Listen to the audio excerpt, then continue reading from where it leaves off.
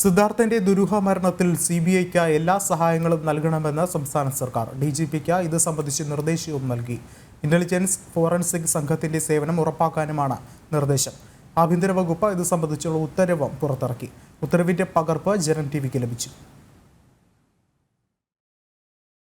സിദ്ധാർത്ഥന്റെ ദുരൂഹമരണത്തിൽ CBI അന്വേഷണം സർക്കാർ മനഃപൂർവ്വം വൈകിപ്പിച്ചെന്ന വിമർശനം ശക്തമായിരിക്കെയാണ് ആഭ്യന്തര വകുപ്പിന്റെ പുതിയ നീക്കം. കേസ് അന്വേഷിക്കുന്ന സിബിഐ സംഘത്തിന് എല്ലാ സഹായങ്ങളും നൽകണമെന്ന് ചൂണ്ടിക്കാട്ടി സർക്കാർ പ്രത്യേക ഉത്തരവിറക്കി. സിബിഐ ആവശ്യപ്പെടുന്ന എല്ലാ സഹായങ്ങളും സംസ്ഥാന പോലീസ് മേധാവി ഉറപ്പാക്കണമെന്നാണ് നിർദ്ദേശം. പോലീസ് ഉദ്യോഗസ്ഥരുടെ സേവനവും വാഹനങ്ങളും ഉറപ്പാക്കണം.